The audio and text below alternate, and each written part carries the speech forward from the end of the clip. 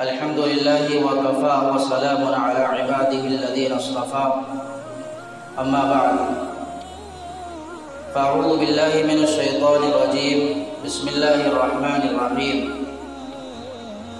قل هل يستوي الذين يعلمون والذين لا يعلمون إنما يتذكر أولو الألباب وقال رسول الله صلى الله عليه وسلم طلب العلم فريضة على كل مسلم وقال رسول الله صلى الله عليه وسلم من سلك طريقا يطلب فيه علما سهل الله له طريقا إلى الجنة أو كما قال عليه الصلاة والسلام اللهم صل على سيدنا مولانا محمد وعلى آل سيدنا محمد وبارك وسلم.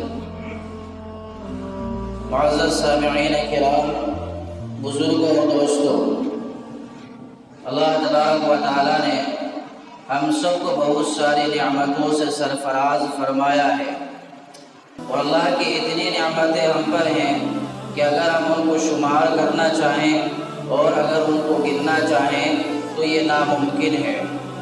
اللہ تعالیٰ نے قرآن مجید میں ارشاد فرمایا وَإِن تَعُدُّوا نِعْمَةَ اللَّهِ لَا تُحْصُوهَا، کہ اگر تم اللہ کی نعمتوں کو شمار کرنا چاہو تو شمار نہیں کر سکتے۔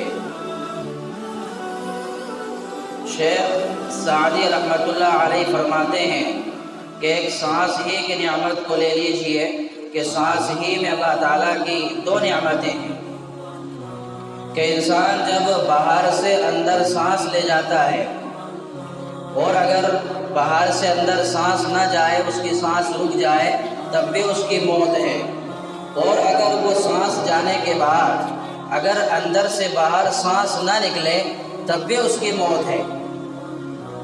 تو یہ سانس کا جاری اور ساری ہونا یہ بھی اللہ تعالیٰ کی بہت بڑی نعمت ہے۔ ہمیں اللہ تعالیٰ کی نعمتوں کی شکر و گزاری کرتے رہنا چاہیے۔ اللہ کی نعمتوں کی شکر و گزاری کرتے رہیں گے تو اللہ تبارک و تعالیٰ مزید اور اس میں ترقی عطا فرمائیں گے اور نعمتیں عطا فرمائیں گے۔ لَإِن شَكَرْتُمْ لَأَزِيدَنَّكُمْ، اللہ تعالیٰ نے ارشاد فرمایا کہ اگر میری نعمتوں کی شکر و گزاری کرتے رہو گے تو میں اور اضافہ کر دوں گا اور بڑھوتری کر دوں گا۔ وَلَئِن كَفَرْتُمْ إِنَّ عَذَابِي لَشَدِيدٌ، اور اگر تم نافرمانی کرتے رہو گے تو پھر میرا عذاب بھی بڑا سخت ہے۔ بہرحال ان نعمتوں میں ایمان کی نعمت ایک بڑی نعمت بھی ہے اور بڑی دولت ہے جو اللہ تعالیٰ نے ہمیں عطا فرمائی۔ پھر ایمان کے بعد علم حاصل کرنا یہ بھی بڑی نعمت ہے، کیونکہ علم حاصل کرنا انسان کے لیے یہ بھی ضروری ہے۔ کہا جاتا ہے جس ملک میں، جس شہر میں علم کا ماحول نہ ہو وہ حیوانات کا اڈا ہے۔ علم اس کے ذریعے انسان ترقی کی راہیں پاتا ہے، چاہے علم دنیا کا ہو چاہے دین کا ہو، انسان کو ترقی دلاتا ہے۔ ایک غریب سے غریب انسان ہے، اگر علم حاصل کر لیتا ہے تو اللہ تعالیٰ اس کو بلندی عطا فرما دیتے ہیں۔ ایک امیر انسان ہے، اگر علم حاصل کر لیتا ہے تو اللہ تعالیٰ اس کو اور بلندی عطا فرماتے ہیں۔ علم کے بارے میں اللہ تعالیٰ نے قرآن مجید میں ارشاد فرمایا قُلْ هَلْ يَسْتَوِي الَّذِينَ يَعْلَمُونَ وَالَّذِينَ لَا يَعْلَمُونَ، اللہ کے رسول صلی اللہ علیہ وسلم آپ کہہ دیجئے کہ اہل علم یعنی جاننے والے اور وہ لوگ جو جانتے نہیں ہیں کیا وہ برابر ہو سکتے ہیں؟ دونوں برابر نہیں ہو سکتے۔ اللہ نے پھر آگے ارشاد فرمایا انما یتذکر اولو الالباب، کہ اس سے وہی لوگ، سمجھدار ہی لوگ، عقل مند ہی لوگ عبرت حاصل کرتے ہیں۔ تو بہرحال علم چاہے دنیا کا ہو یا دین کا ہو انسان کو کامیابی اور ترقی دلاتا ہے۔ جس انسان کے پاس علم نہیں ہوتا ہے وہ جاہل کہلاتا ہے۔ زمانہ جاہلیت میں جاہلیت کا دور تھا، تقریباً 500 سے 600 سال کے بعد اللہ کے رسول صلی اللہ علیہ وسلم پر پہلی وحی نازل ہوئی، اور پہلی وحی کس سلسلے میں نازل ہوئی؟ پڑھنے پڑھانے کے تعلق سے۔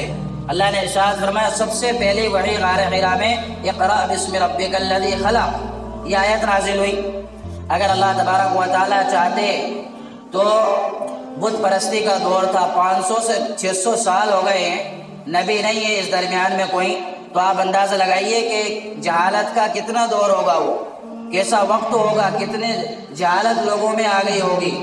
تو اللہ تعالیٰ چاہتے تو کہتے کہ بتوں کی عبادت سے بچ جاؤ، اعبدوا اللہ اشکر اللہ اذکروا اللہ اصبروا وصابروا، اللہ تعالیٰ ایسے الفاظ استعمال فرماتے، لیکن اللہ تعالیٰ نے یہ الفاظ نہیں فرمائے، بلکہ پہلی وحی ہی علم کے مطابق نازل فرمائی، کیونکہ ایک انسان میں علم ہوگا تو اس کی عزت بھی ہوگی اور وہ سمجھدار بھی ہوگا۔ ایک انسان کے پاس علم نہیں ہوگا تو وہ جاہل ہوگا، وہ غلط فیصلے لے گا، اس لیے علم کا ہونا ضروری ہے۔ دنیا کا بھی ہم علم حاصل کرائیں ہمارے بچوں کو، دین کا بھی ہم علم حاصل کرائیں، لیکن اگر دنیا کا علم ہم حاصل کرا رہے ہیں، اگر اس میں ہماری نیت درست ہو جائے، کیونکہ انما الاعمال بالنیات، اعمال کے دار و مدار نیتوں پر ہی ہوتے ہیں۔ اگر ہم یہ فیصلہ کر لیں اور دل میں یہ ارادہ کر لیں کہ میرا بچہ انجینئر بن رہا ہے، ڈاکٹر بن رہا ہے، جج بن رہا ہے، یا جو ان سے بھی پڑھائی وہ حاصل کر رہا ہے کہ یہ دین کی خدمت کرے گا، تو اللہ تعالیٰ سے امید ہے کہ اللہ تعالیٰ اس کے بھی اجر کو شمار کریں گے اور اس کو بھی اجر و ثواب دیا جائے گا، اور یہ بھی اس کے لیے گویا کہ علم نافع ہوگا۔ علم چاہے دنیا کا حاصل کیا جائے یا دین کا، دونوں انسان کے لیے ترقی ملتی ہے۔ اس میں علم کی تقسیم اس طرح ہوتی ہے کہ ایک ہوتا ہے علم نافع اور ایک ہوتا ہے غیر علم نافع، یعنی جو علم نفع دے اور ایک وہ علم جو نفع نہ دے۔ تو اللہ کے رسول صلی اللہ علیہ وسلم علم میں زیادتی کی دعائیں مانگا کرتے تھے، اور اللہ تعالیٰ نے خود سکھلایا اور کہا کہ وَقُلْ رَبِّ زِدْنِی عِلْمًا۔ اللہ تعالیٰ نے کہا کہ اے رسول آپ یہ کہو، کیا کہو؟ رب زدنی علما، کہ اللہ تعالیٰ میرے علم میں اضافہ فرما دے۔ ہر مسلمان کو یہ دعا مانگنا چاہیے کہ اللہ تعالیٰ میرے علم میں اضافہ فرما دے، رب زدنی علما۔ اور علم نافع کے بارے میں آپ سوال کرتے ہیں اللہ تعالیٰ سے، آپ کی دعاؤں میں یہ منقول ہے اللہم انی اسألک علما نافعا، کہ اللہ تعالیٰ میں آپ سے علم نافع کے بارے میں سوال کرتا ہوں، میں علم نافع آپ سے طلب کرتا ہوں، اور غیر علم نافع سے آپ نے پناہ چاہی ہے، یعنی ایسا علم ہے جو کہ نفع نہ دے، تو اللہ کے رسول نے اس علم سے پناہ چاہی ہے۔ وہ بھی دعائیں ہیں اللہم انی اعوذ بک من علم لا ینفع، کہ اللہ تعالیٰ مجھے ایسے علم سے بچا جو کہ نفع نہ دے، غیر نافع ہو، ایسے علم سے مجھے محفوظ فرما۔ اور ایک حدیث میں اللہ کے رسول صلی اللہ علیہ وسلم نے ارشاد فرمایا طلب العلم فریضۃ علی کل مسلم، علم کا حاصل کرنا، علم کا طلب کرنا ہر مسلمان پر لازم اور ضروری ہے، یعنی اتنا علم، ضروری علم اس کو حاصل کرنا یہ تو فرض ہے۔ یعنی ایک آدمی نماز پڑھتا ہے تو نماز کے مسائل سے واقف ہونا اس کے لیے ضروری ہے، زکوٰۃ دیتا ہے تو زکوٰۃ کے مسائل سے واقف ہونا ضروری ہے، حج کرتا ہے تو حج کے مسائل سے واقف ہونا ضروری ہے، تجارت کرتا ہے تو تجارت کے مسائل سے واقف ہونا اس کے لیے ضروری ہے۔ اگر وہ کاشتکاری کرتا ہے، کھیتی باڑی کرتا ہے، کوئی سا بزنس کرتا ہے یا کوئی سا بھی کہیں جاب کرتا ہے، کام کرتا ہے، تو ساری باتوں کا اس کے پاس مسائل معلوم ہونا یہ ضروری ہے۔ یہ اتنا علم حاصل کرنا تو ہر ایک کو ضروری ہے۔ اور علم کی اہمیت، اس کی عظمت، اس کی فضیلت کئی مقامات پر اللہ تعالیٰ نے قرآن و حدیث میں بیان فرمائی ہے۔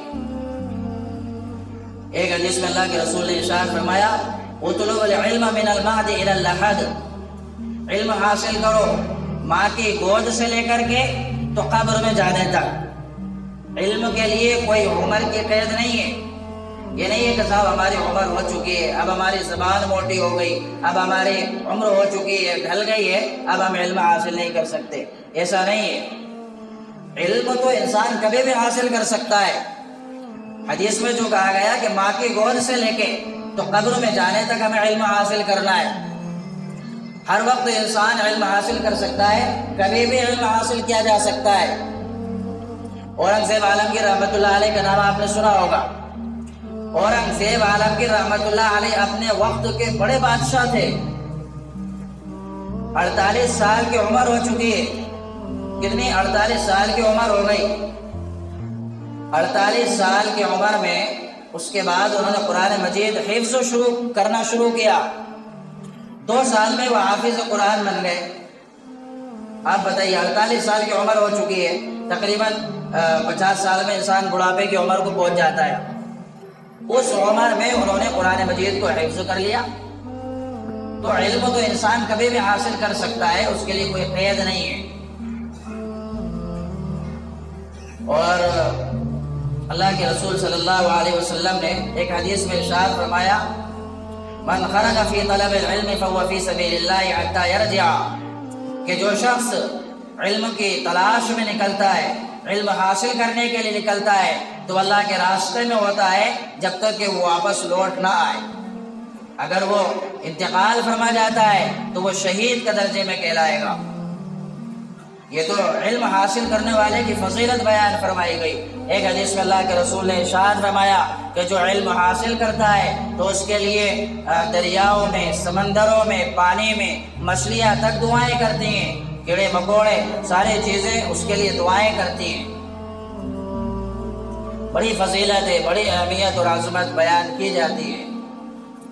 پھر یہ کہ اگر ہمارے طلباء ہیں، ہمارے بچے ہیں، تو ہم ان کو علم حاصل ضرور کرائیں، دین کا بھی دنیا کا بھی. یہ ماں باپ کی ذمہ داری ہوتی ہے، ماں باپ کا فرض ہوتا ہے. ہونا تو یہ چاہیے کہ ہمارے جب بچے چھوٹے چھوٹے ہوں، 7 سال کے ہوں، تو ہم ان کا ایک دینی ماحول بنائیں، ان کا ایک پڑھائی لکھائی کا ماحول بنائیں کہ ہمارا بچہ کچھ پڑھ رہا ہے یا نہیں پڑھ رہا ہے. آج کل ہوتا یہ ہے کہ جب چھوٹا سا بچہ ہوتا ہے تو ماں باپ بھی اس کو کیا سکھاتے ہیں، یا تو اس کے ہاتھ میں ریموٹ پکڑائیں گے ٹی وی کا اور وہ ریموٹ چلانا سیکھ جائے گا تو سارے لوگوں میں تذکرہ کرتے پھریں گے کہ صاحب ہمارا بچہ تو ٹی وی بھی آن کر دیتا ہے، ریموٹ چلا لیتا ہے. اور آج کے زمانے میں موبائل اس کے ہاتھ میں پکڑا دیا. یہ تو چھوٹے چھوٹے بچے ہیں، وہ 5 سال کے میں 2-3 سال کے، ان کو موبائل دے دیا، وہ کارٹون دیکھ رہے ہیں، اس میں چٹکلے دیکھ رہے ہیں. اب یہ آپ ڈاکٹروں سے اس کے بارے میں معلوم کیجئے کہ جب اس طرح دیکھا جاتا ہے موبائل تو کس قدر اس کی روشنی پڑتی ہے آنکھوں پر. کئی بچوں کے واقعات ایسے آئے ہیں کہ ان کی روشنیاں خراب ہو گئی، ان کی آنکھیں خراب ہو گئی ہیں اس موبائل کے چکر میں. تو ہر حال میں اپنے بچوں کو موبائل سے کوسوں دور رکھنا ہے، ان کو موبائل بالکل نہ دیں. اگر آپ اپنے بچوں کو موبائل ہاتھ میں دے رہے ہیں تو گویا کہ آپ اپنے بچوں کو زہر کی پوڑی اس کے ہاتھ میں دے رہے ہیں کہ بیٹا یہ زہر ہے، کھا لو اس کو اور مر جاؤ. اس لیے ہم اس بات کا خیال رکھیں کہ ہمارے بچوں کو موبائل سے بہت دور رکھیں، چھوٹے تو چھوٹے بڑوں کو بھی دور رکھیں. اب حالات ایسے ہیں کہ انسان غلط صحبت میں رہتا ہے اور غلط چیزیں دیکھتا ہے تو ظاہر سی بات ہے کہ غلط قدم اٹھائے گا. اگر موبائل کے اندر غلط چیزیں دیکھے گا تو غلط راستے پر ضرور جائے گا اور غلط قدم اٹھائے گا وہ. اس لیے ہم اس بات کا اہتمام کریں کہ ان کو بھی موبائل نہ دیں. اگر کوئی مجبوری ہو تو موبائل دلائیں. آج کل تو گھروں میں تقریباً سبوں کے پاس موبائل ہوتا ہے، اینڈرائیڈ موبائل ہوتا ہے.